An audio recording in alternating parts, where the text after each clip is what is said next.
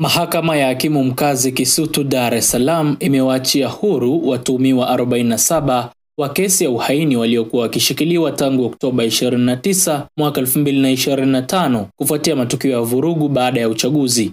Uamuzi wa kufuta mashtaka hayo umetolewa leo na Hakimu Mkazi Mkuu wa Mahakama ya Hakimu Mkazi Kisutu, Ushindi Swalo, ambapo hatua hiyo imechukuliwa baada ya upande wa mashtaka kupitia wakili wa serikali mkuu Job Mrema wasilisha ombi la mkurugenzi wa mashtaka DPP la kutokuwa na nia ya kuendelea na mashtaka dhidi ya watuhumiwa hao 47 kati ya 48 waliokuwa wanakabiliwa na tuhuma hizo. Aidha, mshtakiwa mmoja kati ya 48 ambaye ni Naslin Lawrence Mkangala maarufu Luponzi, yeye hajaachiwa na amerudishwa mahabusu. Wakati Dar es Salaam watuhumiwa hao 47 wakiachiwa huru, hapo awali niliripoti taarifa ya vijana 57 kuachiwa huru mkoani Mwanza. Mkurugenzi wa mashtaka nchini DPP leo Jumatatu Novemba 24 amewafutia mashtaka vijana 57 kati ya 61 waliokuwa wameshtakiwa kwa kesi ya uhaini kwenye Mahakama ya Hakimu Mkazi wilaya ya Ilemela iliyopo kituo jumuishi cha utoaji haki Buswelu mkoani Mwanza. Vijana hao ni miongoni mwa wale waliokuwa wamekamatwa na jeshi la polisi na baadaye kufikishwa mahakamani wakidai kuhusika kwa namna moja au nyingine kwenye maandamano yaliyozaa vurugu zilizopelekea uharibifu wa mali, majeruhi na vifo.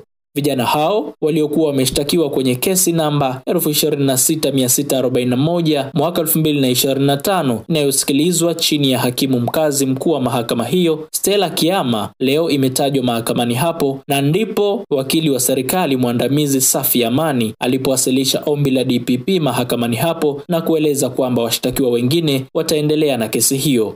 Hadi sasa nchini Tanzania walioachiliwa huru ni 104, ambapo awali walishtakiwa kwa kesi ya uhaini kutokana na matukio ya vurugu yaliyotokea kipindi cha uchaguzi na baada ya uchaguzi mwezi Oktoba mwaka huu.